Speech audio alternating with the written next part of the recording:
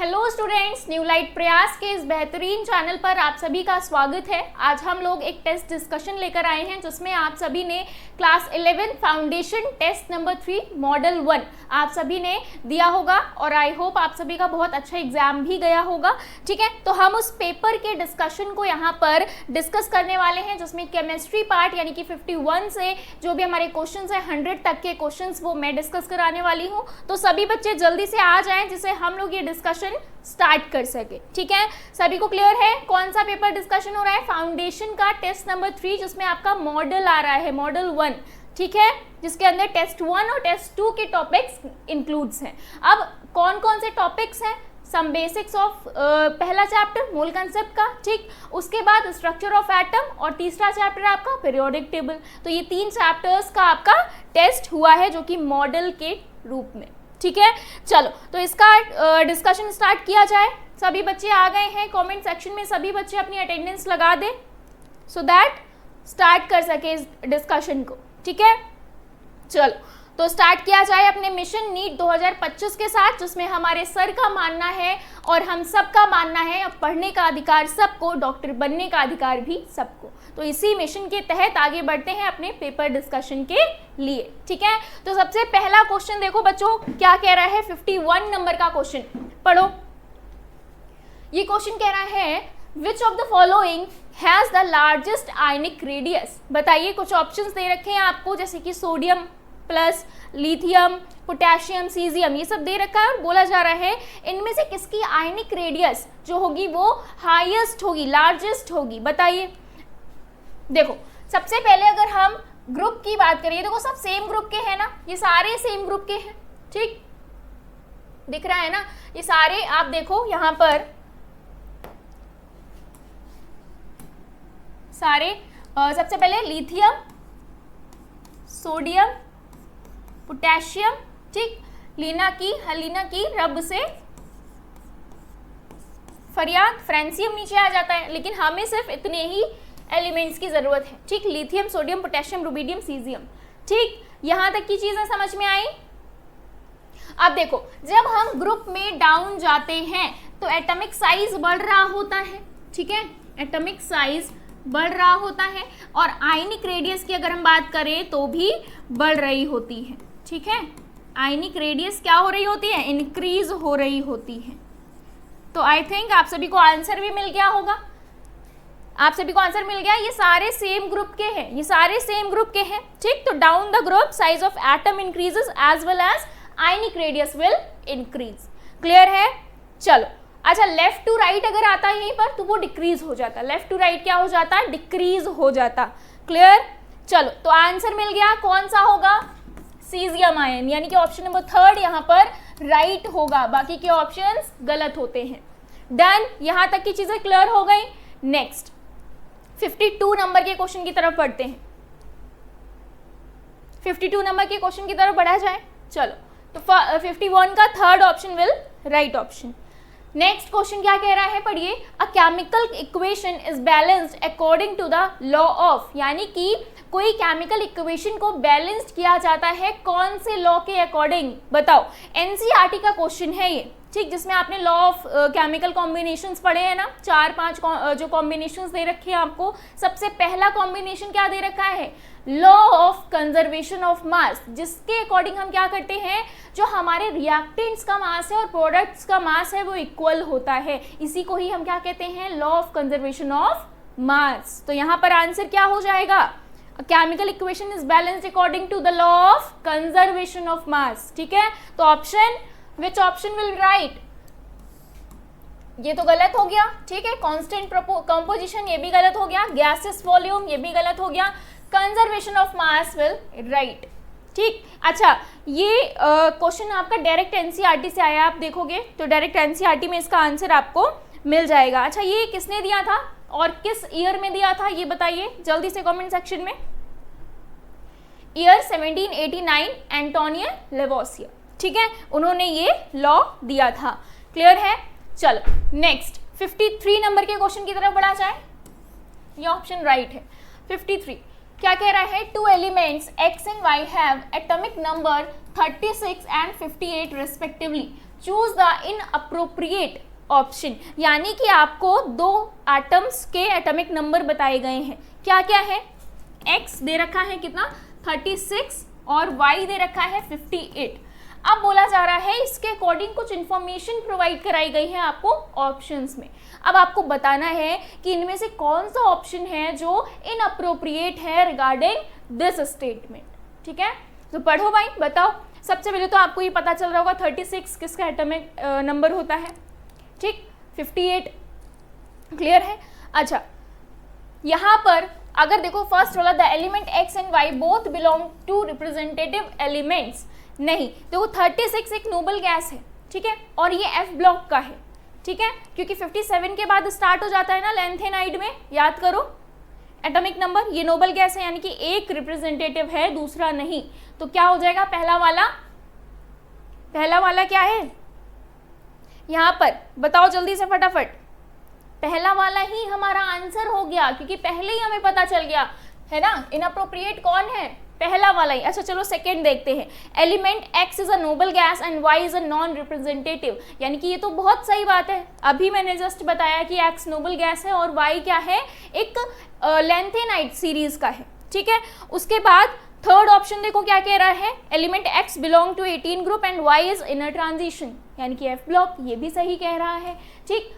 Fourth वाला देखो element x lies in fourth period and y lies in sixth period. आप periodic table उठाकर देखोगे तो आपको जो 36 एटॉमिक नंबर का जो नोबल गैस मिलेगा वो आपको फोर्थ पीरियड में मिलेगा और y जो मिलेगा सिक्स्थ पीरियड में मिलेगा, क्योंकि वहीं से तो लैंथेनाइड स्टार्ट हो जाती है ना। तो यही इस हिसाब से ये भी सही। तो इनअप्रोप्रिएट बताना था तो कौन सा सही होगा, first one will right option. Done, समझ में आ गया। देखो थोड़ा सा लॉजिकल क्वेश्चन है, थोड़ा सा सोचना पड़ेगा, पीरियोडिक टेबल को बहुत ध्यान से पढ़ो, इसीलिए एक एक क्वेश्चन एनसीईआरटी से है, ठीक है। चल नेक्स्ट 54 नंबर का क्वेश्चन थोड़ा सा कैलकुलेशन वाइज लेंदी है, लेकिन आप पढ़ेंगे अच्छे से तो कर लेंगे। बताइए क्या है क्वेश्चन, क्या कह रहा है, 2 oxides of metal contain 27.6% and 30% of oxygen respectively, ठीक है। अब बोल रहा है the formula of the first oxide is M2O3 then find the second, ठीक है, find for the second one. तो यहाँ पर 2 ऑक्साइड्स दे रखे हैं मेटल जो कंटेन करते हैं, मेटालिक ऑक्साइड बोल सकते हैं, ठीक। अब वो बोल रहा है जिसमें 27.6% कुछ वैल्यू दे रखी है और 30% आपको कुछ वैल्यू दे रखा है ऑक्सीजन रेस्पेक्टिवली, ठीक। उसके बाद बोला जा रहा है कि अगर पहले वाले ऑक्साइड का फॉर्मूला M2O3 है तो सेकेंड वाले ऑक्साइड का फॉर्मूला क्या होगा। कुछ नहीं करना है, ये सारी चीजें आपने एम्पिरिकल फॉर्मूला याद है, पढ़ा है ना, तो उसी के अकॉर्डिंग करना है। कैसे करोगे बताओ फटाफट जल्दी से, सिंपल सा क्वेश्चन है। देखो सबसे पहले तो हमें पता है 100 मान लें, 100 में से माइनस 27.6 कर लो, कितना आ जाएगा ये, कुछ 70 क्या आ जाएगा 72.4 बाय मास, ये हमें पता चल गया, ठीक। और दूसरे वाले के लिए बताओ, यहाँ पर एक 30% दे रखा है, तो क्या करोगे सेकेंड ऑक्साइड के लिए, तो 100 माइनस 30 कर दो, ये कितना आ गया 70 पार्ट्स, ठीक, 70 आ गया। यहाँ तक डन है, क्लियर है चीजें। अच्छा अब अगर हम फर्स्ट के लिए देखें, ठीक है, फर्स्ट के लिए देखें तो यहाँ पर क्या हो जाएगा 3/72.4 इंटू 70, 3 यहाँ पर क्या हो जाएगा 72/4.4 इंटू 70। जब आप इसे कैलकुलेट करोगे, ये हम किसके लिए देख रहे हैं, जब आप इसे कैलकुलेट करोगे सेकेंड ऑक्साइड के लिए तो 2.9 आएगा, 2.9 आएगा, ठीक। इसी तरह सेकेंड वाला देखो कैलकुलेट करो, इसी तरह सेकेंड कैलकुलेट करोगे तो क्या हो जाएगा बताओ फटाफट। सेकेंड के लिए 4 है ना, 4 यहाँ पर 27.6 कितना होगा, जल्दी जल्दी बताओ फटाफट, क्या हो जाएगा यहाँ पर इंटू 30, तो यहाँ पर आ जाएगा 4/20 कितना आ रहा है ये 27.6 इंटू 30, ठीक। बचा हुआ अमाउंट यानी कि ऑक्सीजन का तो दे रखा है ना ऑलरेडी, तो जब आप निकालोगे तो यहाँ पर कुछ वैल्यू आएगी 4.35, क्या आ जाएगी 4.35 आ जाएगी। क्लियर है यहाँ तक की चीजें। देखो उसके लिए 3 यूज किया गया, इसके लिए 4, क्लियर, क्योंकि पहले ऑक्साइड का तो दे रखा है ना, देखो वहां पर जो ऑप्शन में देखो वो दे रखा है ना M3O4, तो उसके रिगार्डिंग हमने ये किया। अब यहाँ पर 4 हो गया, यहाँ पर 2.9, छोटा कौन है उसे डिवाइड कर दो, ठीक, 4.35 डिवाइड बाय 2.9, तो यहाँ पर कुछ रेशियो मिलेंगे, ठीक है, कुछ रेशियो मिलेंगे, क्या मिलेगा, यहाँ 1 हो जाएगा, यहाँ 1.5 मिल जाएगा। अब जब मल्टीप्लाई कराओगे तो यहाँ पर ये 2 हो जाएगा और ये 3 हो जाएगा, तो यानी कि M2 है, O3 है, तो यहाँ पर M2O3 आपको मिल जाएगा एट लास्ट। ठीक है, समझ आया, क्लियर? इतनी चीज़ें, कुछ नहीं करना है। आप देखो इस क्वेश्चन को दो तरीके से कर सकते हो, चार्ट बनाकर भी कर सकते हो, जो आप चार्ट बनाते हो, मोल्स निकालते हो, ठीक, इस तरह से भी कर सकते हो। तो फटाफट देख लो, क्लियर? इस तरह के क्वेश्चंस आपके जल्दी हो जाते हैं इस तरह से। तो ऑप्शन कौन सा सही हो जाएगा इस हिसाब से? ऑप्शन आपका सही हो जाएगा 2:3 बन रहा है ना, तो 2M हो गया और O3 हो गया। ये गलत है, ये जस्ट अपोजिट है, ये भी गलत है, ये भी गलत है। फोर्थ विल राइट आंसर, ठीक, fourth option will be right. Done, यहाँ तक की चीजें समझ में आ गई सभी को। नेक्स्ट क्वेश्चन की तरफ चलें, 55।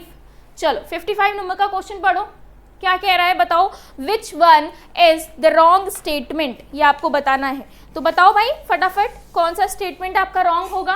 पढ़ो एक एक स्टेटमेंट। सबसे पहले बोल रहा है the uncertainty principle is delta E into delta T, और यहाँ पर h/4π, ठीक। इसके बाद सेकंड बोल रहा है de Broglie's wavelength is given by lambda equals to h/mv, या आप इसे h/p भी कह सकते हैं, ठीक। थर्ड कह रहा है half filled and fully filled orbitals have greater stability due to greater exchange energy, greater symmetry and more balanced arrangement, ठीक।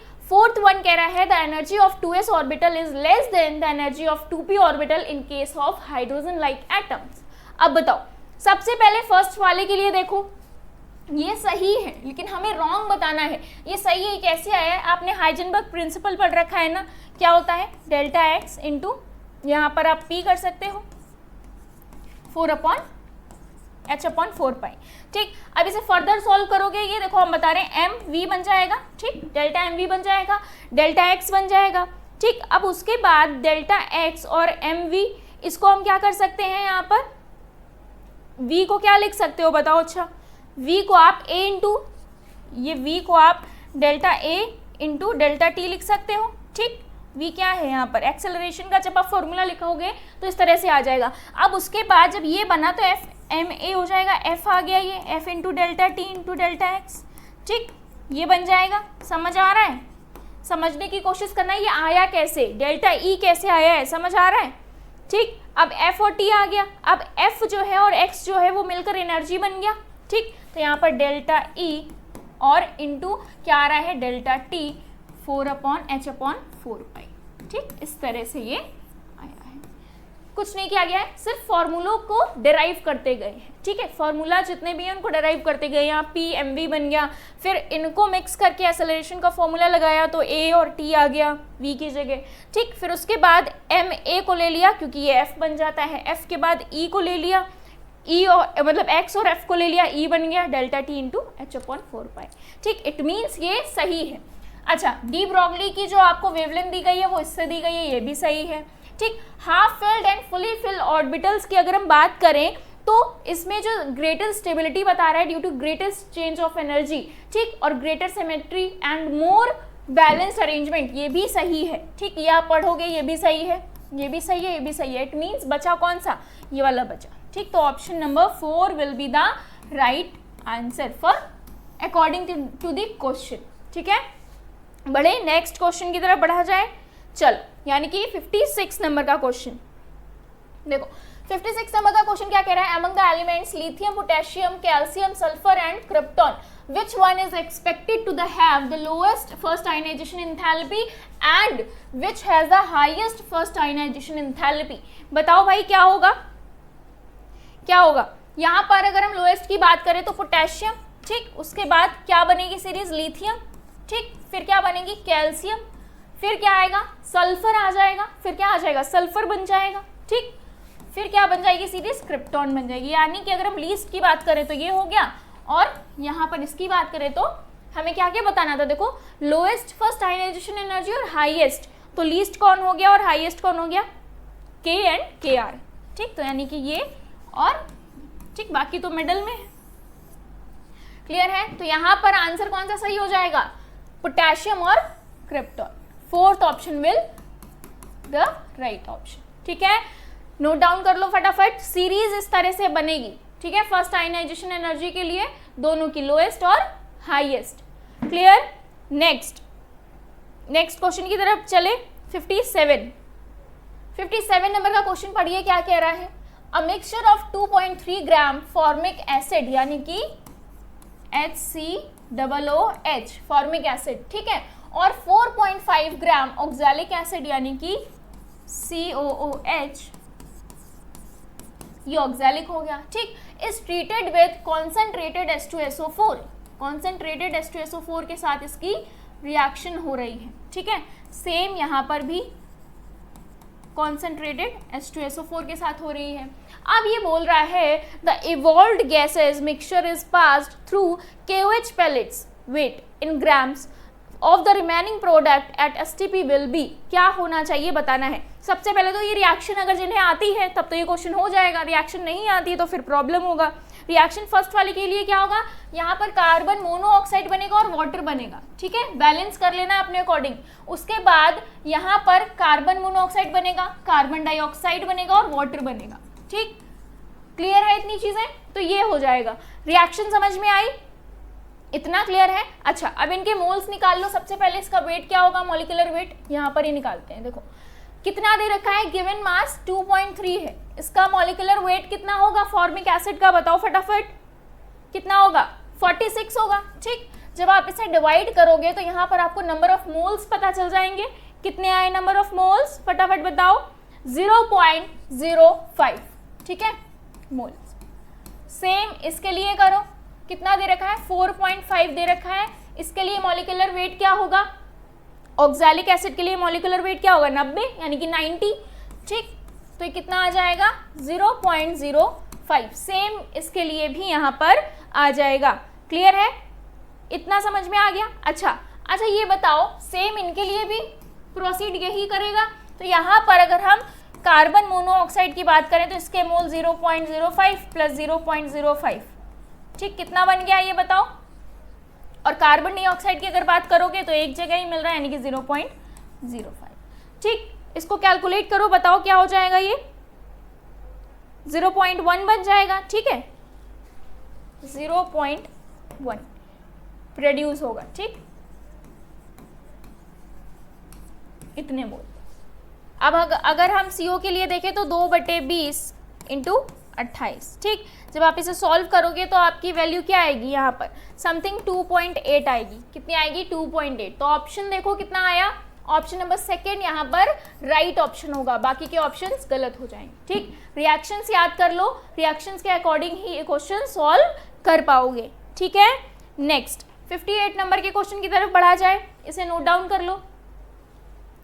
नेक्स्ट 58 नंबर का क्वेश्चन देखो क्या कह रहा है। 10 litres of O2 gas is reacted with 30 litres of carbon monoxide, यानी कि carbon monoxide और ऑक्सीजन का रिएक्शन होता है जिसमें 30 लीटर्स ये दे रखा है, ठीक है, 30 लीटर्स, और ये कितना दे रखा है? 10 लीटर्स, ठीक। अब यहाँ पर ये रिएक्शन क्या होगी? कार्बन डाइऑक्साइड बन रहा होगा, ठीक। अब ये बताओ, बोल रहा है the volume of each gas present at the end of the reaction, यानी कि एक एक जो भी गैसेस यूज हुई हैं उसका वॉल्यूम क्या होगा आपको at the end of the reaction में बताना है। तो ऑप्शंस दे रखे हैं, क्या होंगे ऑप्शंस देखो, इसके अकॉर्डिंग आपको बताना है। तो सबसे पहले अगर आप देखोगे यहाँ पर तो 10 लीटर O2, यहाँ पर इसके 1 मोल है, ठीक, यहाँ पर इसके 2 हो जाएंगे, ठीक। तो एक के लिए इतने हैं तो 2 के लिए अगर लिमिटिंग रिएजेंट यहाँ पर फाइंड आउट करोगे तो लिमिटिंग रिएजेंट कौन बनेगा? O2 है ना, O2 क्या होगा? लिमिटिंग रिएजेंट होगा ना। वैसे भी आपको देखकर भी पता चल रहा होगा ये लिमिटिंग रिएजेंट है, ठीक। अब देखो यहाँ पर O2 जो है एक के लिए 10 है, तो यहाँ पर इसके लिए कितना हो जाएगा? लिमिटिंग रिएजेंट ही प्रोडक्ट डिसाइड करेगा, ठीक। तो यहाँ पर एक के लिए 10 है तो 2 के लिए 20 लीटर्स, ठीक। तो हमें कार्बन डाइऑक्साइड की वैल्यू 20 पता चल गई। क्लियर है? अब नेक्स्ट देखो, नेक्स्ट बताओ, अगर हम CO की बात करें तो 30 स्टार्टिंग में दे रखा है, ठीक। अब -20 कर दो इसमें से तो कितना बच जाएगा? 10 लीटर, ठीक, तो CO की क्या आ गई वैल्यू, यानी कि कार्बन मोनोऑक्साइड की 10 लीटर्स। क्लियर, तो 10 लीटर ऑफ CO और 20 लीटर ऑफ कार्बन डाइऑक्साइड। समझ में आ गया ये, तो ऑप्शन नंबर 1 राइट होगा। ऑप्शन नंबर कौन सा राइट होगा, 1। बाकी के ऑप्शंस गलत हो जाएंगे। ठीक है, कार्बन मोनोऑक्साइड 10 आ गया, कार्बन डाइऑक्साइड कितना आ गया यहाँ पर आपका 20, एक के लिए तो दो के लिए 20। ठीक है, यहाँ तक की चीजें क्लियर हुई, समझ में आया यहाँ तक का। चलो देखो, कुछ नहीं करना है, सबसे पहले लिमिटिंग रिएजेंट फाइंड कर लो, क्योंकि वही प्रोडक्ट डिसाइड करेगा। Limiting reagent will be O2। ठीक, अब इसके अकॉर्डिंग ही प्रोडक्ट बनने वाला है, तो प्रोडक्ट की वॉल्यूम भी उतना ही होगा, जस्ट डबल हो जाएगा, 20 हो जाएगा, तो हमें 20 ये पता चल गया। उसके बाद कार्बन मोनोऑक्साइड एक्चुअल में इनिशियल अगर हम देखें 30 था, दे रखा है ना, देखो 30। ठीक, 30 लीटर ऑफ कार्बन मोनोऑक्साइड, तो उसमें से 20 चला गया, कितना बचा 10। क्लियर है, समझ में आ गया, यहाँ तक की चीजें क्लियर है। चलो नेक्स्ट, अब ये 20 आया कैसे पता है ना। चलो नेक्स्ट क्वेश्चन की तरफ बढ़े। 59 नंबर का क्वेश्चन थ्योरेटिकल है, ये पूरा NCERT से आया है, NCERT की एकदम लाइन वाइज चैप्टर 2 से। ठीक, splitting of spectral lines under the influence of magnetic field is called. क्या होगा इसका आंसर बताओ। NCERT की ये लाइन है। ठीक, Stark effect, Zeeman effect, shielding effect या फोटोइलेक्ट्रिक इफेक्ट। NCERT का क्वेश्चन है, देखना आपको मिल जाएगा, इसका आंसर होगा जीमैन इफेक्ट। ठीक है, बाकी के ऑप्शंस गलत। क्लियर, नेक्स्ट क्वेश्चन की तरफ बढ़े। 60 नंबर का क्वेश्चन, ये भी NCERT से ही है।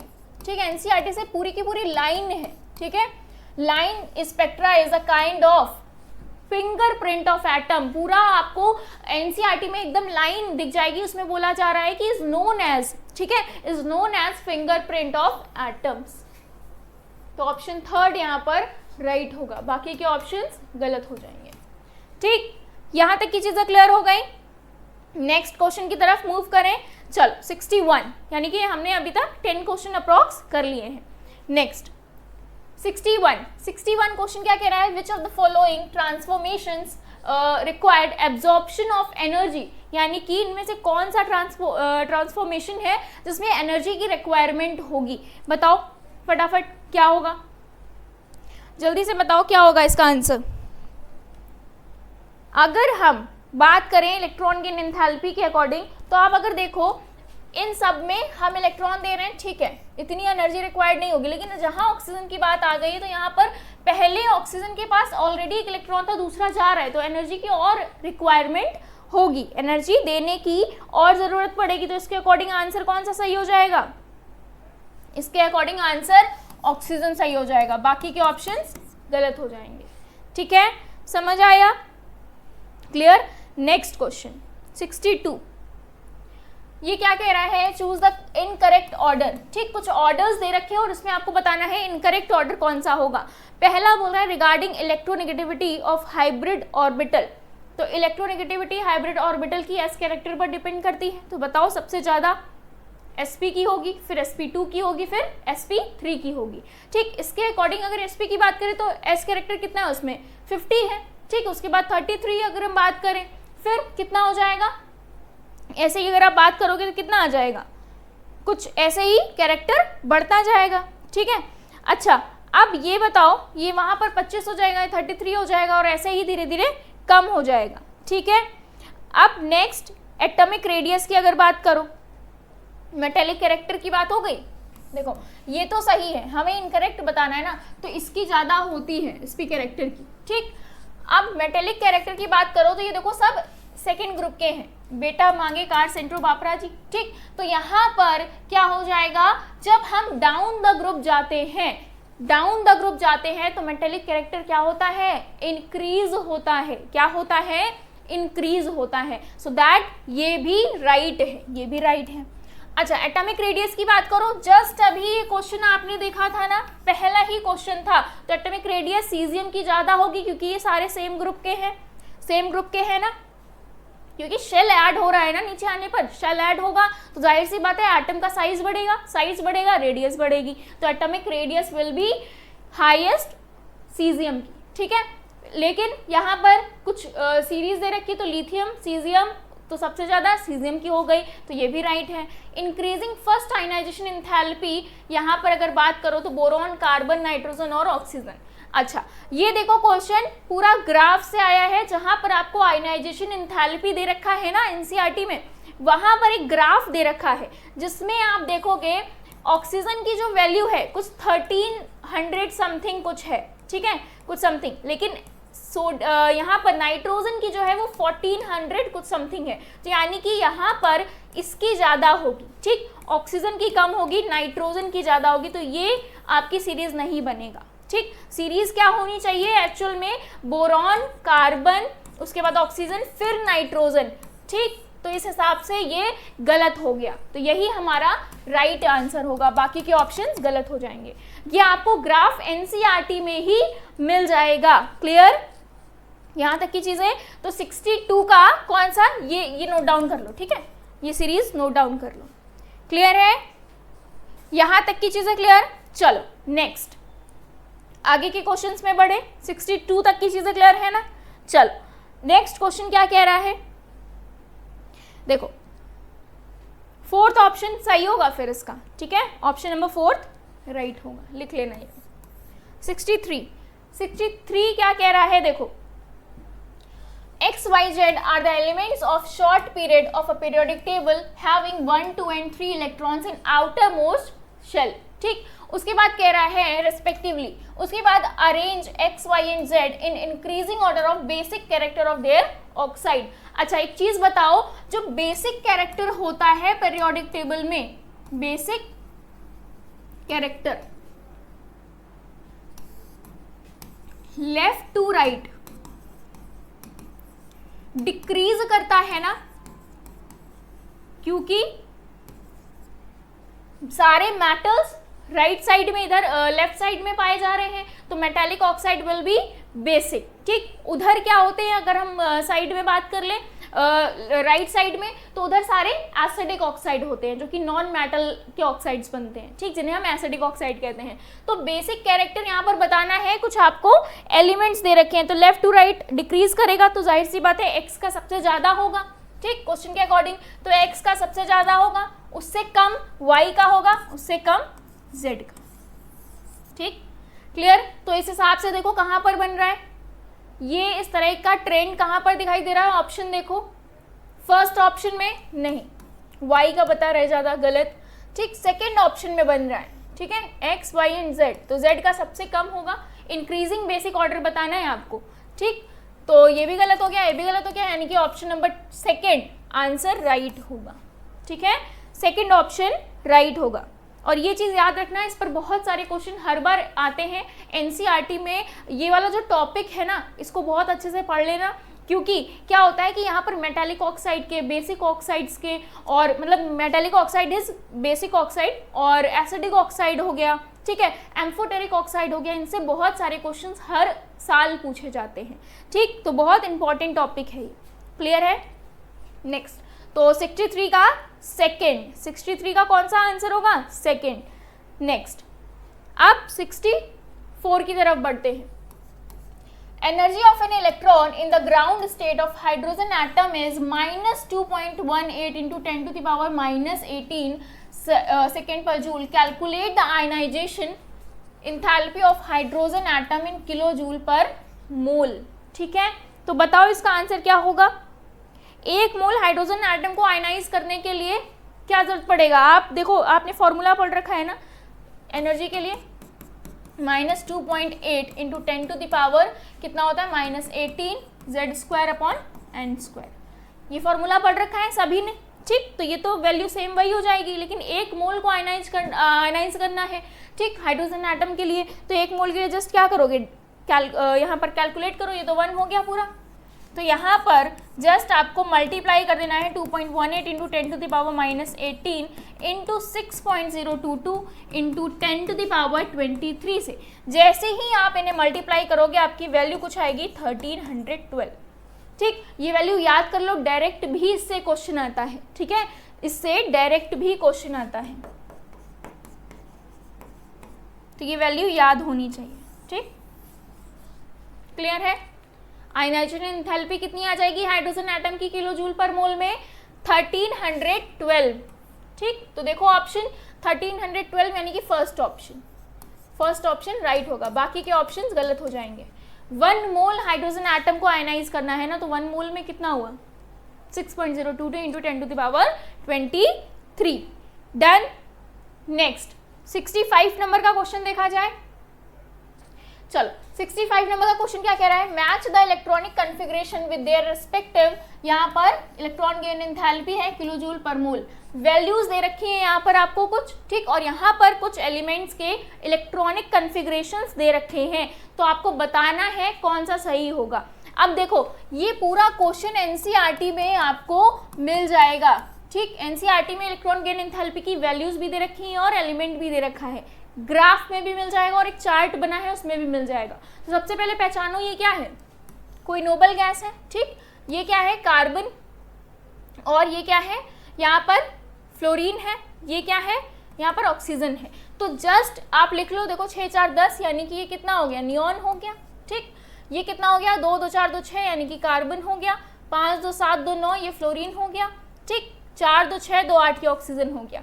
इनका आपको इलेक्ट्रॉन की एंथैल्पी का ग्राफ मिल जाएगा और उसमें वैल्यू भी मिल जाएगी, उसको आप लर्न कर लो, ठीक। नोबल गैस के लिए अगर हम बात करें तो पॉजिटिव हो जाएगी, तो फर्स्ट पी का क्या हो जाएगा? यहाँ पर पी का क्या हो जाएगा? सी हो जाएगा। तो देखो यहीं से ही आंसर बन रहा है, यहाँ से ही आंसर आपको मिल गया, आपको ज़्यादा कुछ करने की ज़रूरत ही नहीं पड़ी। देखो पी का सी एक ही ऑप्शन है जो राइट है, नोबल गैस के लिए पॉजिटिव होगी ना, ठीक, तो पी का सी किस में है? ऑप्शन मैच करो, सेकेंड ऑप्शन, यही हमारा राइट ऑप्शन है, बाकी के ऑप्शन गलत हैं। तो आपको ज़्यादा और कुछ देखने की ज़रूरत ही नहीं है, ठीक, समझ में आया? पी का सी हो गया और क्यू का डी, यानी कि इसका क्या हो गया? डी हो गया। उसके बाद क्या आया? आर का ए हो गया और एस का बी, ठीक है, डन। यहाँ तक की चीज़ें क्लियर है।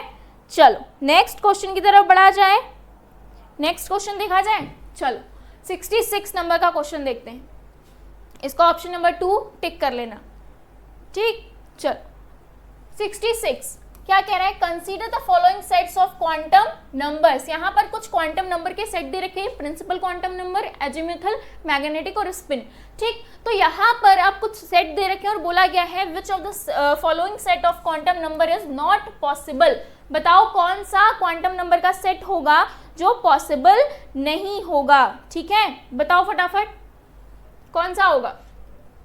अगर आप देखो n3 है, यहाँ पर 2 है, यहाँ पर 4, यहाँ पर 1, ये 3। अब l की वैल्यू आपको पता है कैसे, l 0 s के लिए हो गई, ठीक है। उसी तरह m की वैल्यू निकालो, s देखो, क्लियर। तो इस हिसाब से अगर आप देखोगे तो फोर्थ ऑप्शन आपका राइट ऑप्शन होगा, यानी कि क्वेश्चन के अकॉर्डिंग ये पॉसिबल नहीं होगा, ठीक है, ये पॉसिबल नहीं है, डन। तो ऑप्शन नंबर 4 यहाँ पर आपका कौन सा होगा? कौन कौन से पॉसिबल नहीं है बताओ? 5th, ठीक, एक तो ये पॉसिबल नहीं है, और कौन सा पॉसिबल नहीं है?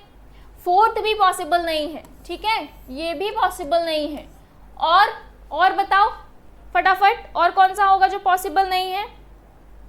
सेकंड वाला भी पॉसिबल नहीं होगा, ये पॉसिबल है और ये पॉसिबल है, लेकिन सेकंड, 4th और 5th पॉसिबल नहीं है। देखो कैलकुलेट करो खुद ही आप, ये पॉसिबल नहीं होंगे।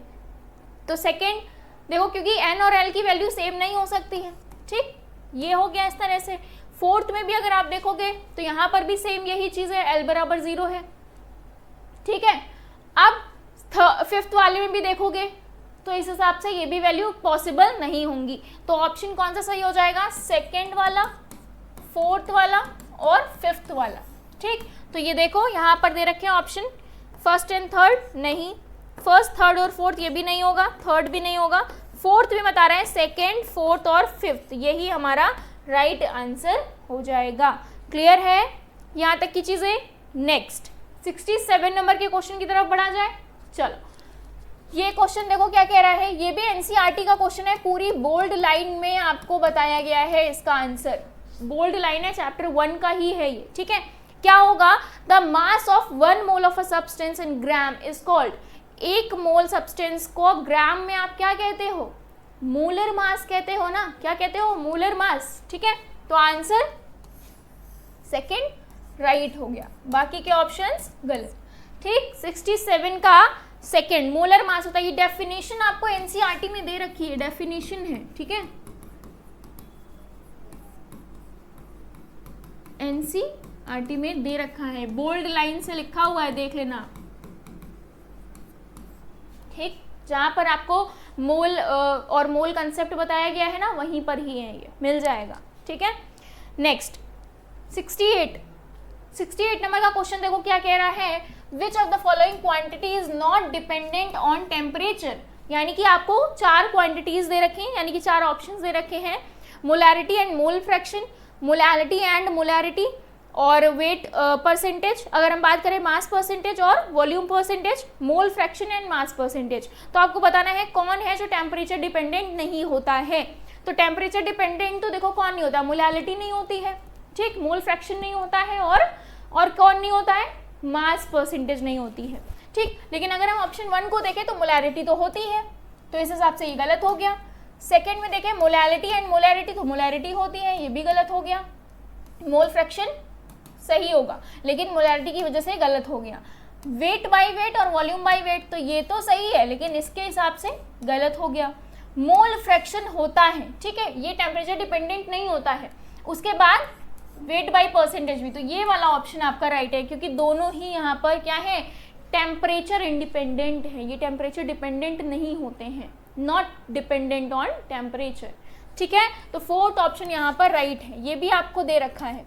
ठीक है, लास्ट में जो आपका एग्जाम्पल है ना, लास्ट एग्जाम्पल एनसीईआरटी में, तो पिंक कलर का जो है उसमें नीचे आपको एक पैराग्राफ में बताया गया है मोलैलिटी के बारे में भी, कि वो टेम्परेचर डिपेंडेंट नहीं होती है, देख लेना। ठीक है, नेक्स्ट 69 नंबर का क्वेश्चन देखते हैं। देखो कह रहा है 2 particles A and B are in motion. ठीक, if the wavelength of associated with particle A is 5 × 10⁻⁻8।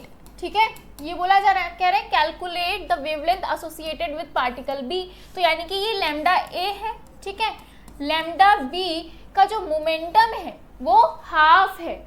ठीक है, तो यहाँ पर क्या हो जाएगा, यानी कि इसकी अगर हम बात करें तो lambda A upon lambda B is equals to 0.5। ठीक, ये हो गया। अब अच्छा ये बताओ, यहाँ पर इतना पता हो गया सभी को। अब लैम्डा B अगर आप निकालोगे तो क्या हो जाएगा, यहाँ पर 2 × लैम्डा A। ठीक, कितना हो गया, 2 × लैम्डा A।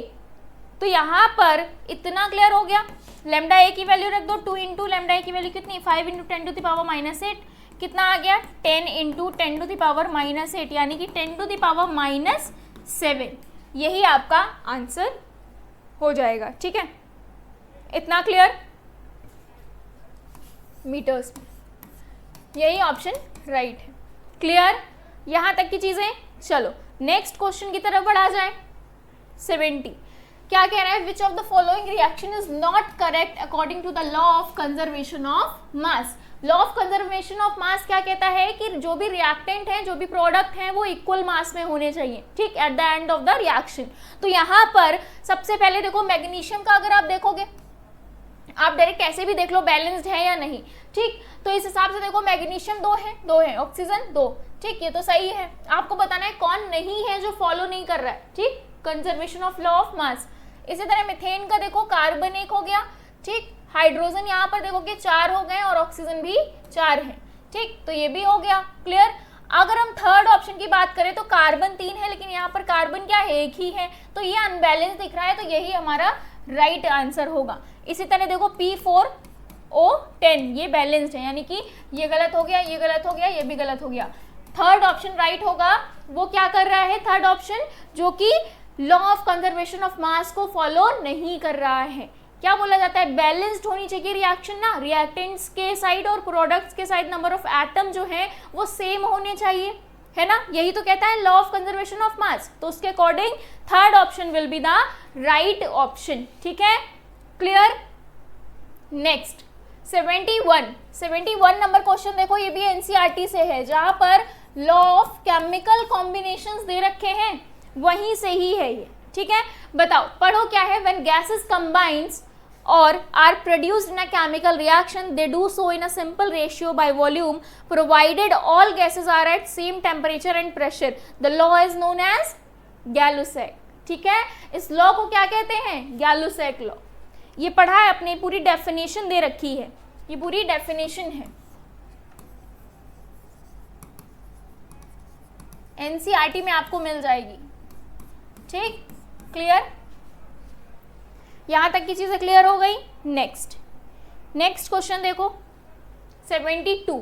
क्या कह रहा है? 72 नंबर का क्वेश्चन असर्शन और रीजन का है, जहां पर असर्शन क्या कह रहा है? The empirical mass of ethene is half of its molecular mass. ठीक है, यानी कि जो एम्पिरिकल मास है इथीन का, वो उसके मॉलिक्यूलर मास का आधा है. ठीक, अब empirical formula represents as the simplest whole number ratio of various atom present in a compound. Reason इसका बता रहा है कि यही रीजन होगा. बिल्कुल सही है. जो एम्पिरिकल फॉर्मूला होता है वो क्या रिप्रेजेंट करता है? सिंपलेस्ट होल रेशियो रिप्रेजेंट करता है. किसी भी हम मॉलिक्यूलर कंपाउंड, यानी कि मॉलिक्यूलर फॉर्मूला जो होता है उसका सिंपलेस्ट होल रेशियो रिप्रेजेंट करता है, वही क्या है? एम्पिरिकल फॉर्मूला है. ठीक है, इतना क्लियर? तो इस हिसाब से आंसर कौन सा सही होगा? इसका जो रीजन है और जो आपका असर्शन है, दोनों ही करेक्ट है. ये भी करेक्ट है, ये भी करेक्ट है. तो इस हिसाब से फर्स्ट ऑप्शन यानी कि both A and R true है ना. और आर जो है वो इसका सही एक्सप्लेनेशन भी तो दे रहा है कि जो एम्पिरिकल फॉर्मूला है वो क्या रिप्रेजेंट करता है? Simplest whole ratio number. ठीक है, तो यही हो गया होल नंबर रेशियो. तो यहाँ पर फर्स्ट ऑप्शन राइट ऑप्शन हो जाएगा. ठीक, बाकी के ऑप्शंस गलत हो जाएंगे. क्लियर है इतनी सारी चीजें?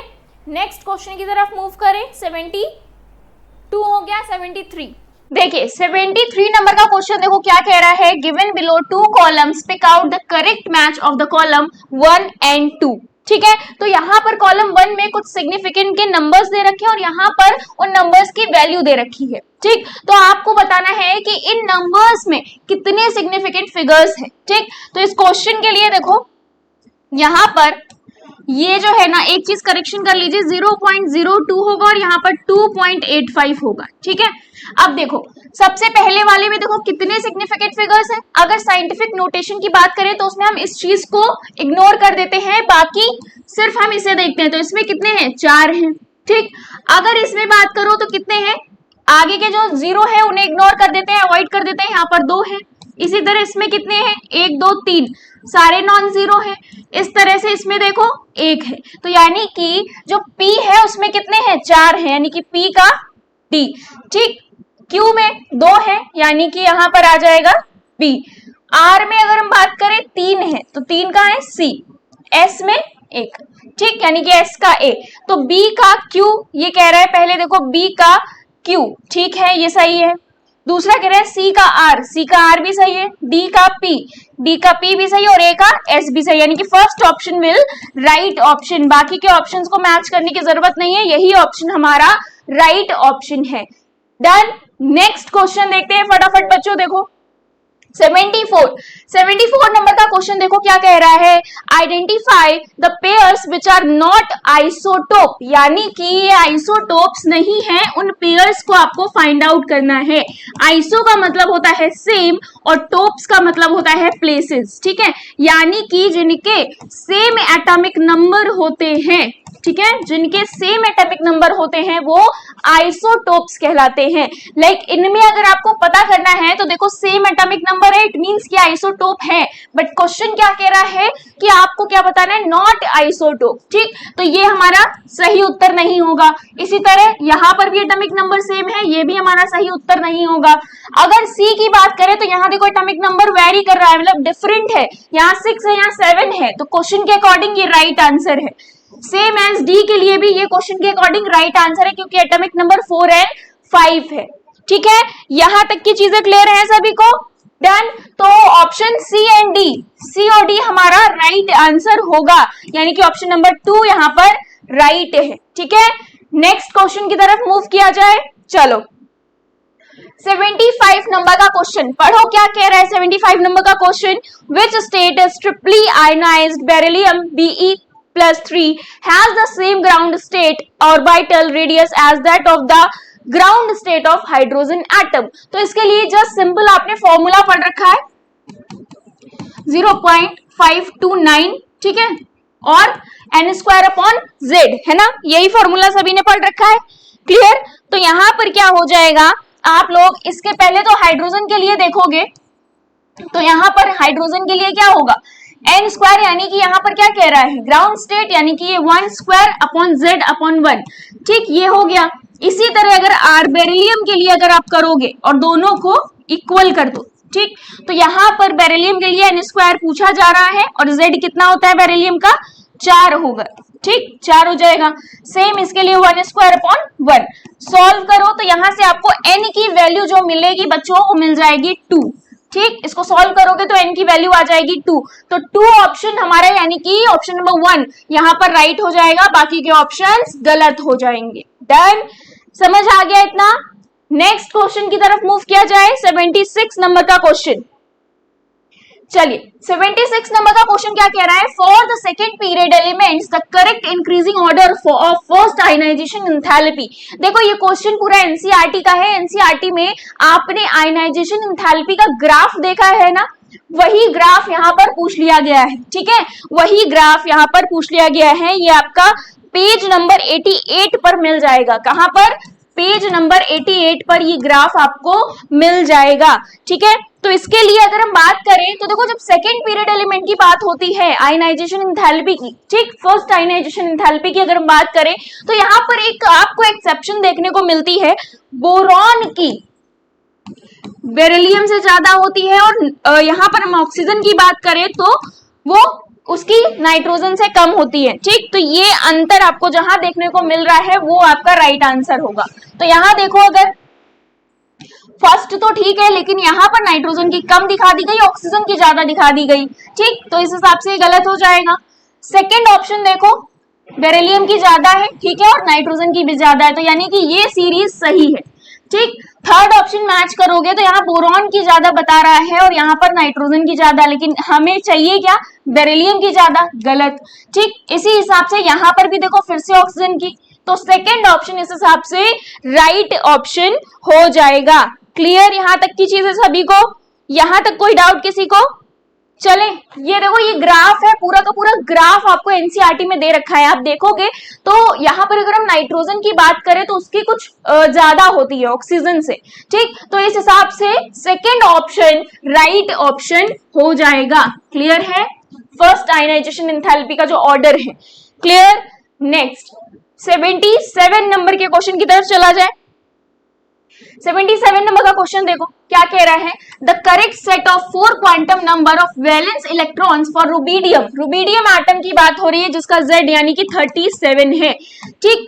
अब बोला जा रहा है इसके लिए सही क्वांटम नंबर का सेट क्या होगा, तो ये बताओ Z बराबर 37 है, तो इसके आउटर मोस्ट शेल में, आउटर मोस्ट शेल का जो इलेक्ट्रॉनिक कॉन्फ़िगरेशन है वो क्या होगा, फटाफट बताओ।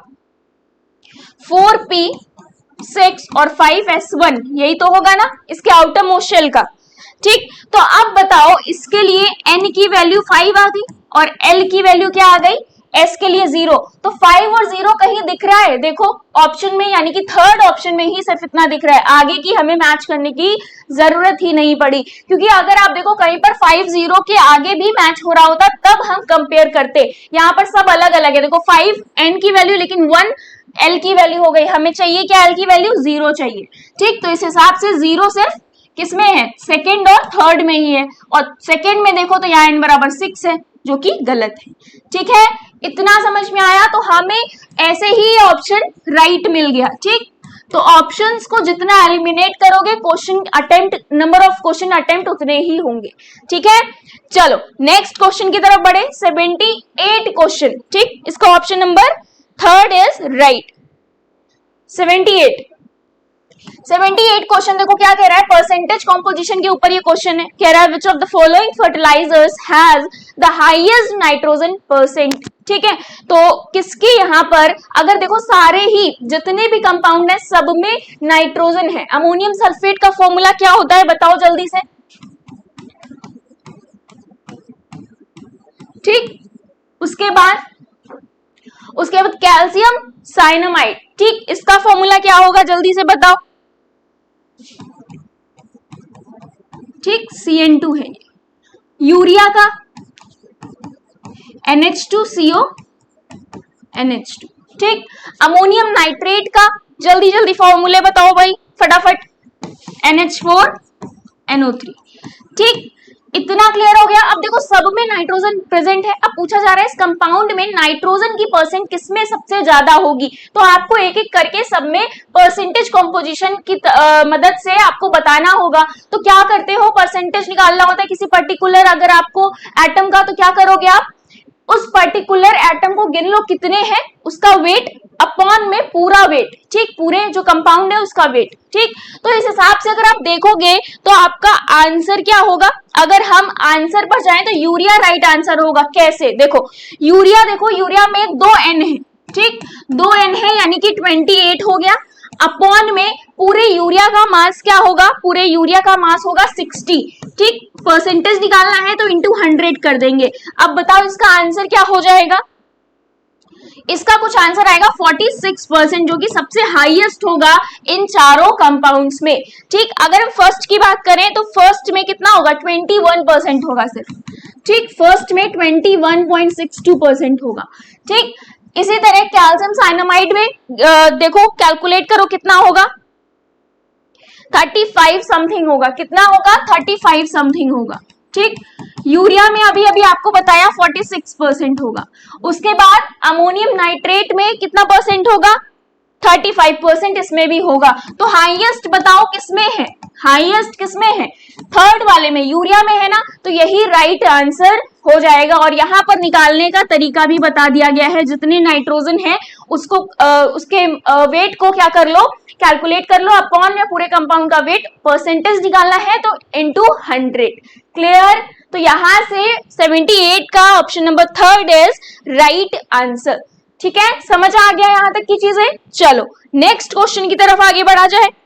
नेक्स्ट क्वेश्चन 79, बहुत इजी क्वेश्चन है, देखने में टफ लग रहा है। क्या कह रहा है, 100 gram of ethylene polymerized to polythene according to the equation. ठीक है, एक इक्वेशन दे रखी है, उसमें बोला जा रहा है the mass of polythene produces will be, यानी कि कितना मास पॉलीथीन का बन रहा होगा। तो अगर आप रिएक्शन देखोगे तो इस रिएक्शन के अकॉर्डिंग अगर ये चीज बताओ, रिएक्शन में लॉ ऑफ कंजर्वेशन ऑफ मास का क्या महत्व होता है, यही होता है ना कि रिएक्टेंट के साइड का मास और प्रोडक्ट के साइड का मास ऑलवेज इक्वल होता है।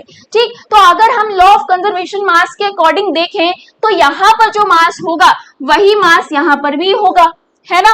तो इस हिसाब से आंसर क्या हो जाएगा, इसका सेम हो जाएगा। क्या हो जाएगा, सेम हो जाएगा। ठीक है, law of conservation of mass according to law of conservation of mass. ठीक, क्लियर है इतनी चीजें। चलो आप यहां पर अगर देखो तो कितना आ जाएगा, आपको 100 मिलेगा। ठीक, 100 मिलेगा। ठीक, तो यहां पर answer option number fourth will be the right option, 100 ग्राम। ठीक है, 100 ग्राम आपका सही आंसर होगा, क्योंकि यहाँ की जो वैल्यू है, यहाँ की वैल्यू जो है वो इक्वल होगी। क्या होगी, इक्वल होगी। क्लियर है। चलो नेक्स्ट क्वेश्चन की तरफ बढ़ा जाए।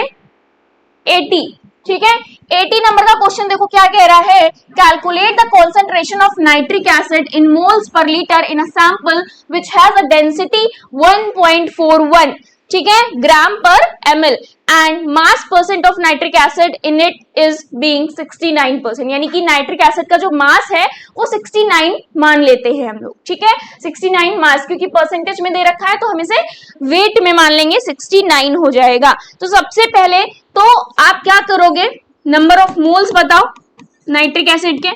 आपको पता है गिवन मास कितना है 69, और नाइट्रिक एसिड का मॉलिक्यूलर वेट क्या होता है, जल्दी से बताओ। नाइट्रिक एसिड का मॉलिक्यूलर वेट कितना होता है, 63 होता है। जब आप कैलकुलेट करोगे तो आपको पता चल जाएगा। ठीक है, तो यहां से आपको नंबर ऑफ मोल्स कितने मिल गए, यहां पर आ जाएगा 1.09। ठीक, ये क्या है बच्चों, नंबर ऑफ मोल्स है, किसके, नाइट्रिक एसिड के। इतना क्लियर हो गया सभी को। ठीक, अच्छा अब यहां से वॉल्यूम अगर बोला जाए निकालने के लिए तो कैसे निकालोगे वॉल्यूम, आपको पता है 100 ग्राम है। ठीक है, मास मान लिया पूरा, अपॉन में डेंसिटी आपको दे रखी है 1.41, तो आप यहां से वॉल्यूम निकाल लोगे, कितना आएगा, डिवाइड करो, डिवाइड करोगे तो कुछ वैल्यू आएगी, यहां पर आपको 70.92। ठीक है। अब देखो आपको नंबर ऑफ मोल्स पता है और यहां पर आपको क्या पता है, वॉल्यूम भी पता है, तो आप सभी ने फॉर्मूला पढ़ रखा है, जस्ट डिवाइड कर दो। कॉन्सेंट्रेशन निकालने के लिए क्या करोगे, 1.09 अपॉन में 70.52, तो यहां से डिवाइड करोगे आपको कॉन्सेंट्रेशन पता चल जाएगी। ठीक है, क्या कैलकुलेट करना है, कॉन्सेंट्रेशन ही तो कैलकुलेट करना है, तो यहां पर वैल्यू क्या आ जाएगी, इसको लीटर में भी कन्वर्ट कर लेना। ठीक है, क्लियर।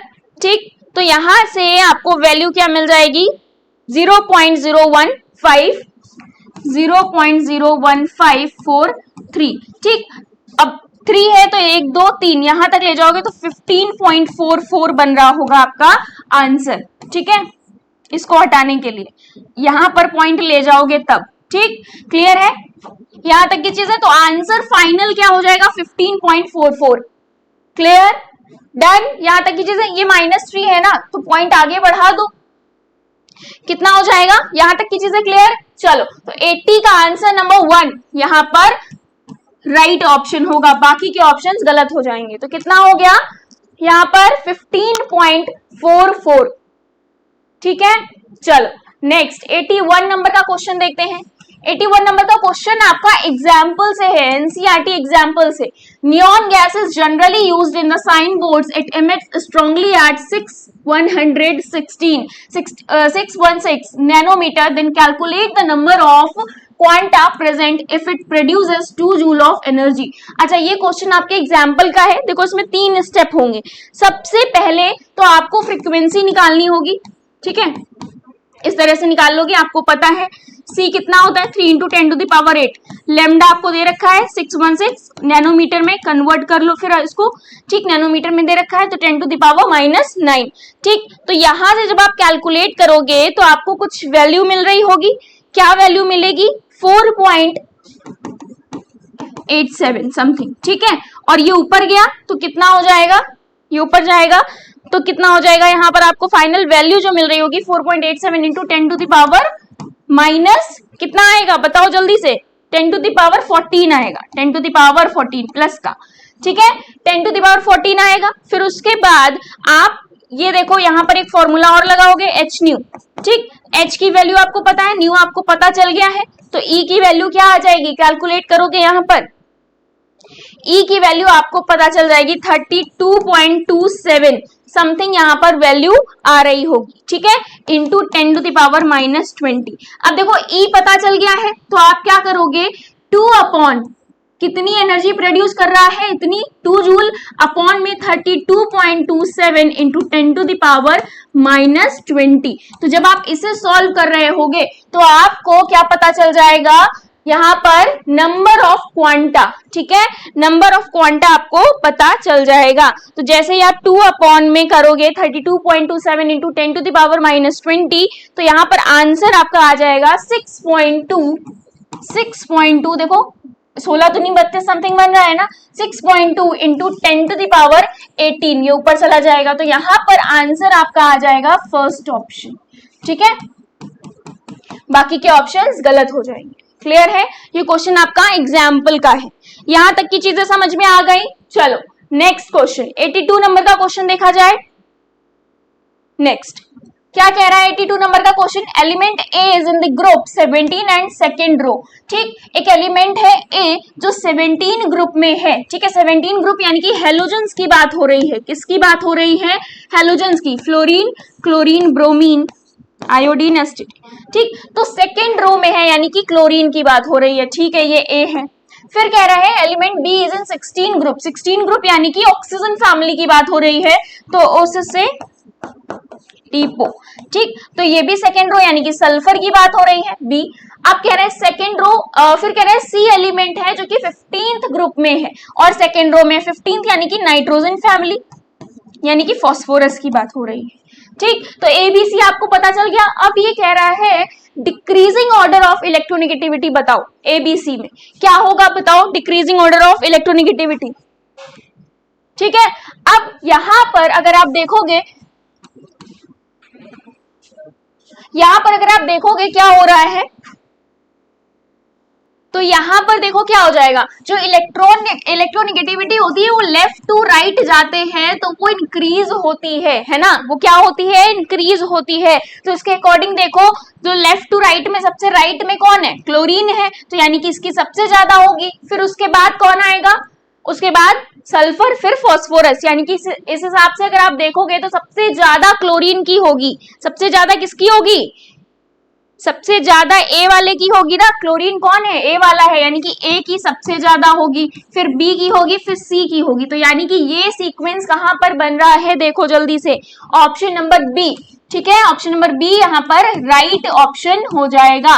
क्लियर इतनी चीजें, 82 नंबर का क्वेश्चन सभी को क्लियर है, कोई डाउट किसी को यहाँ तक, ठीक है। तो ए बी सी को रख लो, देख लो क्या होगा ए बी सी के अकॉर्डिंग, फिर समझ आ गया इतना। चलो नेक्स्ट 83 नंबर का क्वेश्चन देखते हैं। 83 नंबर का क्वेश्चन क्या कह रहा है, assign the position of the element having outer electronic configuration is n-1, ठीक है, n-1 D2NS2, जहां पर n को हमने 4 माना है तो n की वैल्यू 4 रखो, यहाँ क्या हो जाएगा 3D2 और 4S2, ये आउटर मोस्ट कॉन्फ़िगरेशन है, ठीक है। तो इसके अकॉर्डिंग आपको बताना है कि ये कहाँ का एलिमेंट है इस आउटर मोस्ट कॉन्फ़िगरेशन को देखकर। तो बताओ जल्दी से क्या होगा, 3D2 और 4S2 है, यानी कि फोर्थ पीरियड हो जाएगा, फोर्थ पीरियड हो जाएगा और फोर्थ ग्रुप हो जाएगा, फोर्थ ग्रुप हो जाएगा, ठीक है। तो क्लियर ये चीज, फोर्थ पीरियड और fourth group. Answer number third यहां पर राइट हो जाएगा, ठीक है, third option will be right option. Next 84 question theoretical question है, आपके एनसीईआरटी में एकदम लाइन वाइज दे रखा है, दूसरे चैप्टर में स्ट्रक्चर ऑफ एटम में, ठीक है। तो यहां पर देखो, विच of the following will not show deflection from the path on passing through an electric field, यानी कि इलेक्ट्रिक फील्ड से पास कराने पर कौन है इन चारों में से जो डिफ्लेक्शन शो नहीं करेगा अपने पाथ से, ठीक। तो इसका आंसर क्या हो जाएगा, न्यूट्रॉन, इसका आंसर क्या हो जाएगा, न्यूट्रॉन, ठीक, क्लियर, क्योंकि उसको फर्क नहीं पड़ रहा है, न्यूट्रॉन आंसर राइट हो जाएगा ऑप्शन नंबर 4, ठीक है। फिर नेक्स्ट क्वेश्चन की तरफ चला जाए, 85 नंबर देखो क्या कह रहा है, बहुत इजी क्वेश्चन है। Calculate the total number of angular nodes and radial nodes in 3p orbital. 3p orbital के लिए अगर आप देखोगे तो यहाँ पर सबसे पहले तो 1 हो जाएगा और फिर n-l-1 करोगे तो फिर से 1 आ जाएगा, यानी कि 1,1 will be the right option, ठीक है। रेडियल और एंगुलर नोड निकालने का तरीका पता है ना सभी को, तो इस हिसाब से option number 1 will be the right option, बाकी के ऑप्शंस गलत हो जाएंगे, ठीक है। अगर देखोगे n-l-1 तो n कितना है आपको पता है 3 और l कितना है, p के लिए 1 होता है, ये 1, 3 - 2 यानी कि 1, ठीक। और फर्स्ट वाले के लिए l की वैल्यू कितनी है 1, ठीक, तो 1,1, क्लियर यहां तक की चीजें। नेक्स्ट 86 नंबर का क्वेश्चन देखो क्या कह रहा है, 25 kg of nitrogen and 6 kg of hydrogen are mixed to produce ammonia, यानी कि NH3, then identify the limiting reagent, यानी कि एक रिएक्शन हो रही है, ठीक है, N2 + 3H2, यहां पर क्या बन रहा है, अमोनिया बन रहा है, ठीक है। जहां पर ये कितना दे रखा है 25 kg और हाइड्रोजन कितना दे रखा है 6 kg। अब बोला जा रहा है इनमें फाइंड आउट करो कि लिमिटिंग रिएजेंट कौन होगा। तो सबसे पहले आप एक बात बताओ, 1 मोल N2 के लिए कितने हाइड्रोजन रिक्वायर्ड है, 3 मोल, 1 मोल N2 के लिए 3 मोल हाइड्रोजन रिक्वायर्ड है, ठीक है, हाइड्रोजन रिक्वायर्ड है। अच्छा, अब इस हिसाब से 28 kg नाइट्रोजन के लिए, 28 kg नाइट्रोजन के लिए 6 kg, ये तो ऑलरेडी आपके क्वेश्चन में दे रखा है, हाइड्रोजन रिक्वायर्ड है। तो यहाँ पे 25 पूछा जा रहा है, क्या पूछा जा रहा है 25 kg के लिए पूछा जा रहा है, तो क्या करोगे 6/28 इंटू 25, ठीक। तो यहाँ पर क्या हो जाएगा 6/28 इंटू 25, तो यहाँ से आपको लिमिटिंग रिएजेंट मिल जाएगी वैल्यू। सॉल्व करो इसे तो क्या आएगा, सॉल्व करोगे तो 5.36 समथिंग आ रहा होगा, ठीक। तो यानी कि ये कम है, इतने kg है, और H2 कितना है 6 kg है, यानी कि N2 will be the limiting reagent, ठीक है, N2 क्या हो जाएगा, लिमिटिंग रिएजेंट हो जाएगा।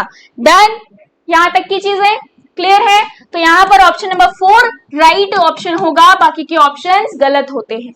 ठीक है, नेक्स्ट 87 नंबर का क्वेश्चन देखो क्या कह रहा है, पढ़ो जल्दी से 87 नंबर का क्वेश्चन। ये कह रहा है consider the order O2 minus F minus Na+ और Mg2+, द इनकरेक्ट स्टेटमेंट बताओ।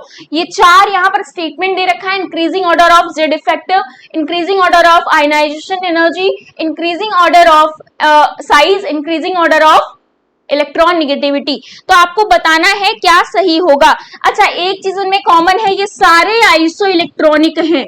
ये सारे कैसे हैं बच्चों, आइसो इलेक्ट्रॉनिक स्पीसीज हैं। देखो सब में 10-10-10 इलेक्ट्रॉन्स हैं, काउंट करो, देखो सब में 10-10-10 इलेक्ट्रॉन्स दिखाई दे रहे हैं ना। तो अब अगर हम आयनिक रेडियाई की बात करें, ठीक है, तो जितना चार्ज पॉजिटिव होता है आयनिक रेडियाई उतनी कम होती है। ठीक है, आयनिक रेडियाई की अगर आप बात करोगे, जितना चार्ज पॉजिटिव होगा, ठीक, पॉजिटिव चार्ज पर रेडियाई उतनी कम होती है। ठीक, समझ में आया। तो आयनिक रेडियाई कम होगी, और अगर जितना ही निगेटिव होगा तो इट मींस आयनिक रेडियाई ज्यादा होगी। तो इस हिसाब से रेडियाई वाला आपको समझ में आया, यानी कि साइज। ठीक, तो यहां पर आप देखोगे तो ये वाला क्या है, गलत। ठीक है, तो यही वाला हमें आंसर मिल गया साइज का, क्योंकि यही इनकरेक्ट बता रहा है। ये इंक्रीजिंग ऑर्डर ऑफ साइज नहीं है, अगर ये उल्टा होता तो इंक्रीजिंग ऑर्डर ऑफ साइज होता। ठीक, बाकी को अगर आपको मैच करना है तो आप मैच कर सकते हो। ठीक, increasing order of Z effective अगर देखोगे तो सही है। ठीक है, increasing order of ionization enthalpy भी ठीक है, आयनाइजेशन एनर्जी जो है। उसके बाद इलेक्ट्रॉन निगेटिविटी, क्लियर, यहां तक की चीजें। तो इनकरेक्ट कौन है, इनकरेक्ट ऑर्डर कौन बता रहा है इनमें से, सारे ऑर्डर तो करेक्ट है। इनकरेक्ट ऑर्डर कौन सा हो जाएगा, third option will be right option. ठीक है, थर्ड ऑप्शन यहां पर राइट ऑप्शन होगा, क्योंकि ये इनकरेक्ट है। डन, यहां तक की चीजें। चलो नेक्स्ट क्वेश्चन, यानी कि 88 नंबर के क्वेश्चन की तरफ बढ़ा जाए। देखो यहां पर पूछा जा रहा है electron affinity of the element of oxygen family in the periodic table is. तो इलेक्ट्रॉन एफिनिटी की अगर आप बात करोगे तो इसके अकॉर्डिंग ये बहुत इंपॉर्टेंट भी क्वेश्चन है, कई बार पूछा भी जाता है। ठीक, तो इसके अकॉर्डिंग होना तो ऑक्सीजन की चाहिए, ठीक, लेकिन ऑक्सीजन फैमिली के ही ये सारे एलिमेंट्स हैं। तो इसमें एक चीज एक्सेप्शन देखने को मिलती है, यहाँ पर सल्फर की ज्यादा हो जाती है, यानी कि पूरा का पूरा किस्सा पलट जाता है, और ऑक्सीजन की सबसे कम हो जाती है। तो ये सीक्वेंस बनता है। ठीक है, सल्फर की सबसे ज्यादा हो जाएगी, correct order of electron affinity. Clear, तो 88 का क्या हो जाएगा, थर्ड ऑप्शन, 88 का थर्ड ऑप्शन राइट ऑप्शन हो जाएगा, बाकी के ऑप्शंस गलत हो जाएंगे। क्लियर है। नेक्स्ट 89 कह रहा है diagonal relationship is due to, यानी कि जो डायगोनल रिलेशनशिप होता है उसका रीजन क्या है, बताओ। जो भी डायगोनल रिलेशनशिप होता है उसका रीजन होता है उसका आयनिक चार्ज। ठीक है, यानी कि आयनिक पोटेंशियल की बात होती है वहां पर। तो रीजन क्या हो जाएगा, डायगोनल रिलेशनशिप किसकी वजह से हो रहा है, उसके चार्ज की वजह से या रेडियस की वजह से आप कह सकते हैं। ठीक है, तो ऑप्शन नंबर 1 यहां पर, क्योंकि जहां रेडियस सेम हो रही होगी वहां पर उनकी क्वालिटीज भी सेम हो रही होंगी डायगोनल रिलेशनशिप में। ठीक है, तो इस हिसाब से एटॉमिक मास नहीं होता है, नंबर भी सेम नहीं होता है, तो ये वाला तो गलत ही हो गया। तो ऑप्शन नंबर 1 राइट है डायगोनल रिलेशनशिप के लिए। क्लियर है। चलो नेक्स्ट क्वेश्चन की तरफ बढ़ा जाए फटाफट। 90 नंबर का क्वेश्चन, ये क्वेश्चन आपका एनसीईआरटी एग्जाम्पल का है, जहां पर आपको मोलैलिटी के बारे में बताया गया है। ठीक, मोलैलिटी के बारे में एक एग्जाम्पल दे रखा है, वही एग्जाम्पल है लास्ट ऑप्शन, लास्ट एग्जाम्पल। ठीक है, क्या बोल रहा है, the density of 3m solution, यानी कि 3 molar solution of NaCl is 1.25 gram ml minus 1 molality of solution is. तो यहाँ पर आपको मोलैलिटी बतानी है, क्या बतानी है, मोलैलिटी। मोलैरिटी आपको पता है 3 दे रखी है, ठीक, ये डेंसिटी आपको दे रखी है 1.25 और NaCl आपको ऑलरेडी बताया गया है। ठीक है, तो मास ऑफ NaCl कैसे निकालोगे, अच्छा बोला जाए अगर तो, मास ऑफ NaCl कैसे निकालोगे, मास ऑफ NaCl जल्दी से बताओ। मोलैरिटी आपको दे रखी है, ठीक है, इनटू इसका मॉलिक्यूलर वेट 58.5। ठीक, तो यहां पर क्या आएगा, इंटू करो, आंसर क्या आएगा 175.5। ठीक है, क्या आ जाएगा 175 ग्राम। तो NaCl का मास आपको पता चल गया है, क्योंकि मोलैलिटी के लिए हमें क्या चाहिए होता है, सॉल्वेंट का मास चाहिए होता है इन केजी ना, तो उस हिसाब से अगर देखोगे तो NaCl का पता चल गया। अब टोटल में देखो, अगर टोटल में 1 लीटर की अगर हम बात करें तो 1000 इंटू क्या दे रखा है मास, आप इंटू करोगे 1.25, डेंसिटी से कर लो। ठीक है, डेंसिटी से करोगे तो आपको ये पता चल जाएगा। तो यहां पर आंसर क्या आ जाएगा, पूरा मास क्या आएगा 1250 ग्राम। ठीक है, अब 1250 ओवरऑल है, NaCl का इतना है, माइनस कर लो 1250 माइनस 175.5। ठीक, तो यहां पर आंसर क्या आएगा, माइनस करो, यहां पर आंसर आ जाएगा 1074.5 समथिंग आएगा। ठीक, तो यहां पर आपको देखो ये सारी चीजें पता चल गई हैं। आप क्या रह गया, मास ऑफ आपने पूरा देख लिया। मोलैलिटी कैसे निकालोगे, जो भी कॉन्सेंट्रेशन दे रखी है, यानी कि 3 अपॉन में 1074.5, बस इतना ही करना है आपको। ठीक है, इतना ही आपने देख लिया। अब क्या हो गया, डिवाइड कर दो। जब आप डिवाइड करोगे तो यहां पर क्या आएगा 2.79, यही आपकी मोलैलिटी आ जाएगी।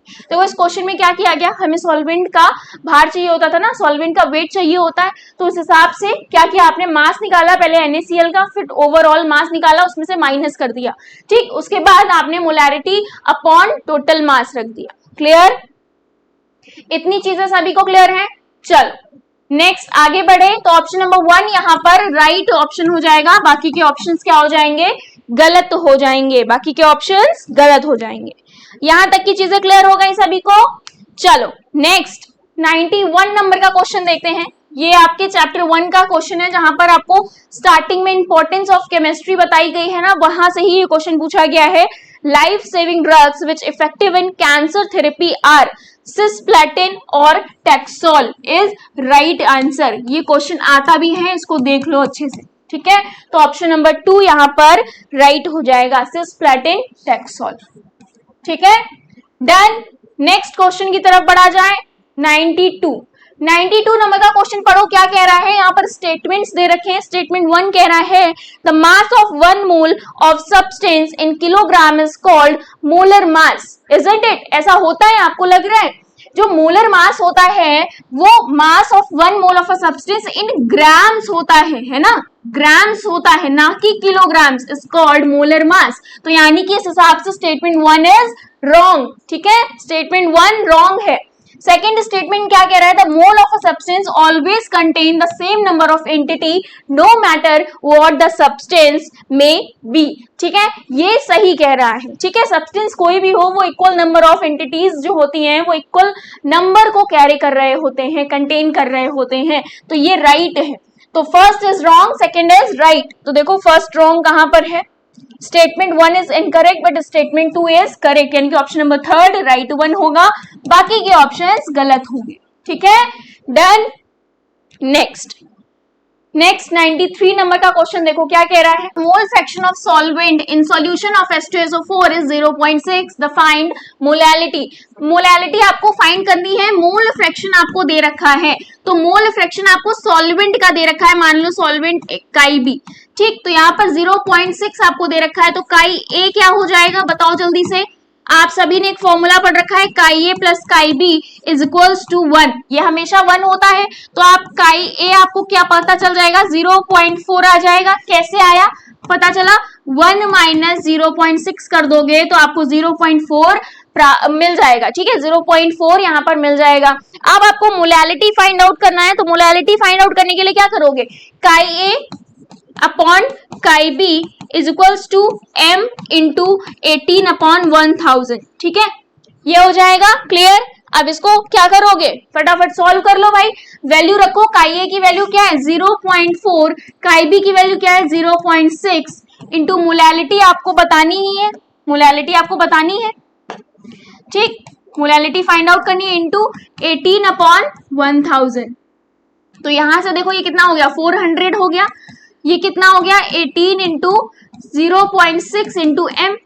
तो यहां से आप बताओ m क्या हो जाएगा, 400 डिवाइड बाय 18 इंटू 0.6, तो m की वैल्यू बताओ क्या आ जाएगी?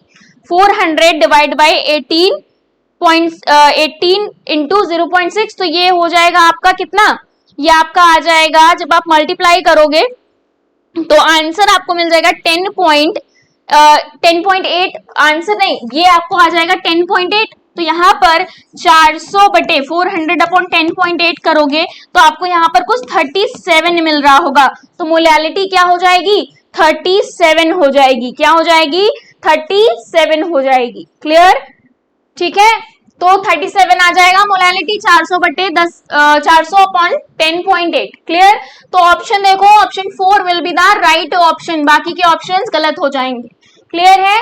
चलो नेक्स्ट 94 नंबर का क्वेश्चन देखते हैं, क्या कह रहा है? In hydrogen spectrum if the shortest wavelength of Balmer series is x, the longest wavelength of Lyman series would be. तो आपको बताना है क्या होगा। तो यहां पर आप सभी ने फॉर्मूला पढ़ रखा है, 1 upon lambda equals to r 1 upon n1 square minus 1 upon n2 square. ठीक है, जस्ट इसमें पुट कर दो फॉर हाइड्रोजन के लिए। तो पहली तो क्या आ जाएगी आपके लिए? पहले जब आप पुट करोगे तो आपको लैम्डा यहां पर मिल जाएगा 4 अपॉन आर एक्स। ठीक है, और आपने इसका x मान रखा है, तो 4 अपॉन एक्स यहां पर आपको इसको इक्वल कर दो, इसके इक्वल है।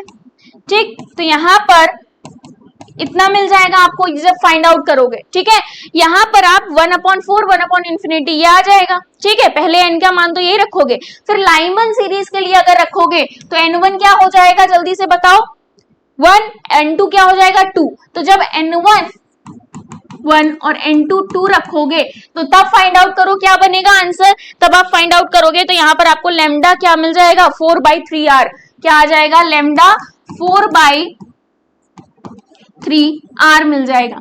अब यहाँ पर ये क्या है? ये वैल्यू ऑलरेडी आपको दे रखी है, तो वैल्यू पुट कर दो जस्ट लैम्डा की। तो यहाँ पर 4/r कैंसल आउट हो जाएगा, बचेगा क्या? x/3। ठीक है, x/3 यही आपका राइट आंसर हो जाएगा। कुछ नहीं करना है, इस फॉर्मूले में पुट करना है वैल्यूज को। आपको वैल्यूज पता ही है n1 n2 की, जस्ट इतना करने से आपको आंसर मिल जाएगा। तो यहाँ पर x/3 आपको मिल जाएगा। क्लियर है? चलो नेक्स्ट 95 की तरफ बढ़े, यानी कि ऑप्शन नंबर 2 यहाँ पर राइट हो जाएगा, बाकी के ऑप्शंस गलत हो जाएंगे। ठीक है, चलो नेक्स्ट 95 नंबर का क्वेश्चन। 95 नंबर का क्वेश्चन क्या कह रहा है? Arrange the electrons represented by the following sets of quantum number in the decreasing order of energy. ठीक, तो यहाँ पर n+l रूल लग जाएगा। ठीक है, n+l रूल के अकॉर्डिंग क्या करोगे आप? यहाँ पर ये 4 है, ये 2 है, यानी कि पहले तो आप पहचानो इनको क्या है। ये 4 और 2 का मतलब यहाँ पर 4 और ये कितना हो गया? d हो गया। ठीक, उसके बाद क्या है? यहाँ पर 4 और 0 है, यानी कि क्या हो गया? 4s हो गया। 3 और 2 है, यानी कि 3d हो गया।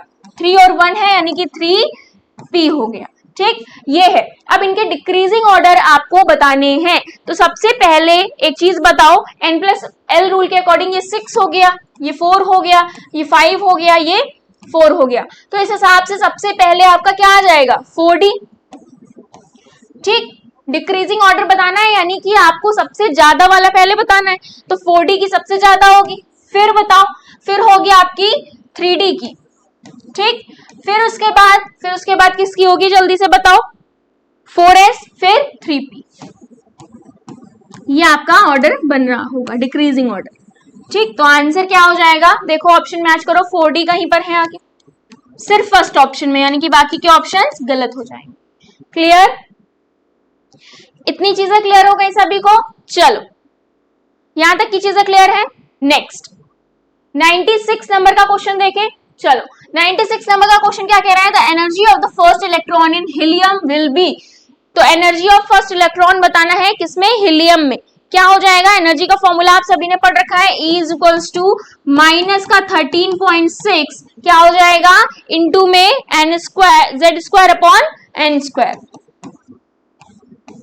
ठीक, तो माइनस का 13.6, z कितना है इसके लिए? तो 4 हो जाएगा। यहाँ पर n² कितना है? फर्स्ट इलेक्ट्रॉन की बात हो रही है, यानी कि 1 मान लो। तो यहाँ पर कितना आ गया?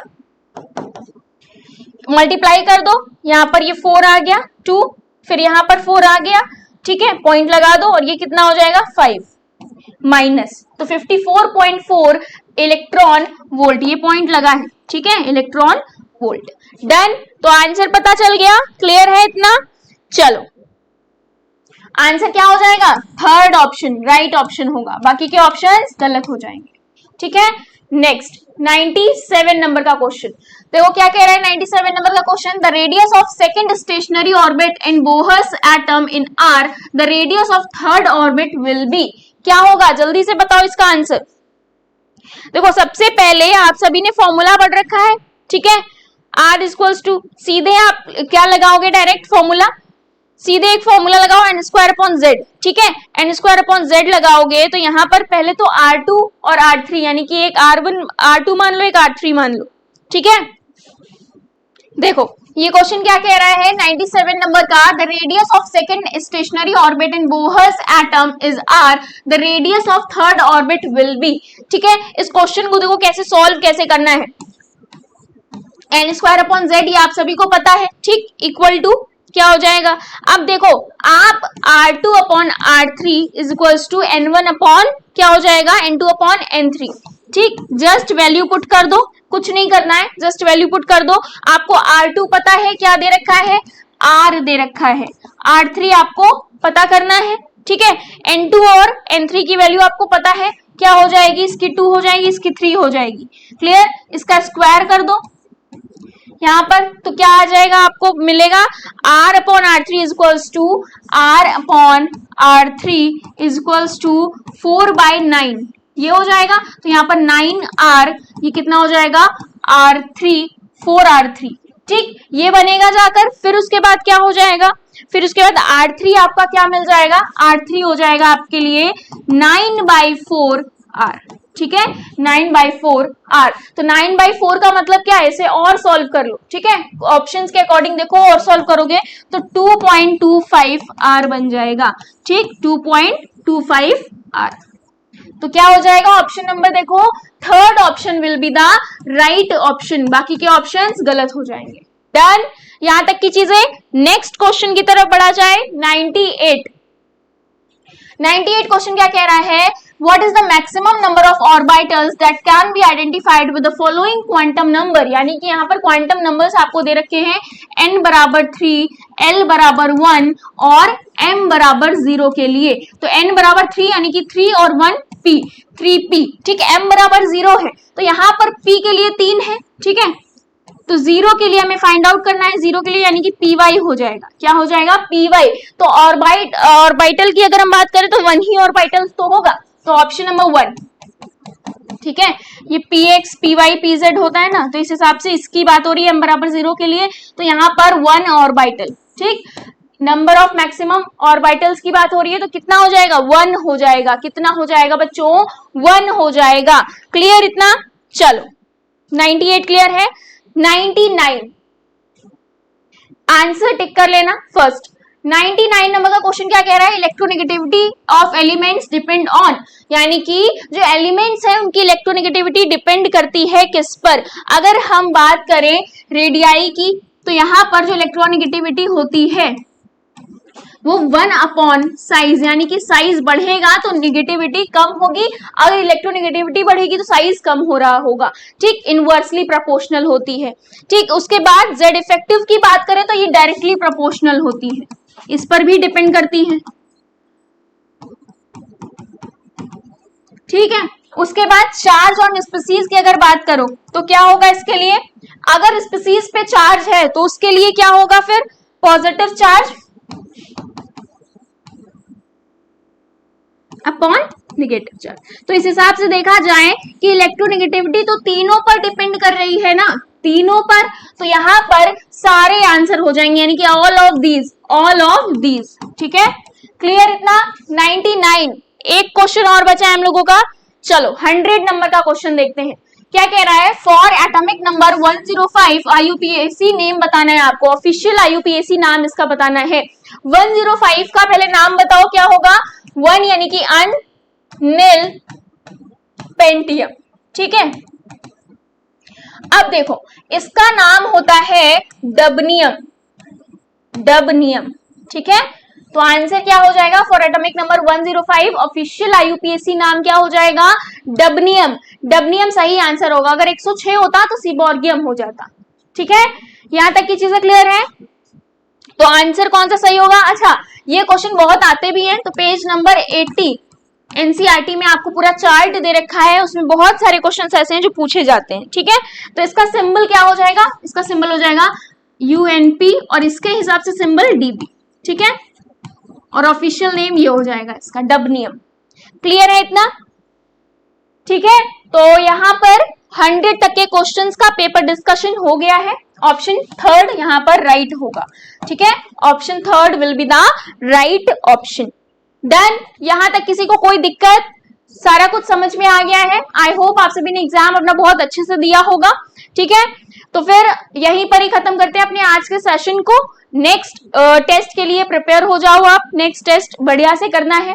ठीक है, तो 100 क्वेश्चन था, 51 से 100 तक के क्वेश्चंस, तो वो सारे डिस्कस हो गए हैं। आई होप आप सभी को समझ में भी आए होंगे और आप सभी को सेशन अच्छा भी लगा होगा।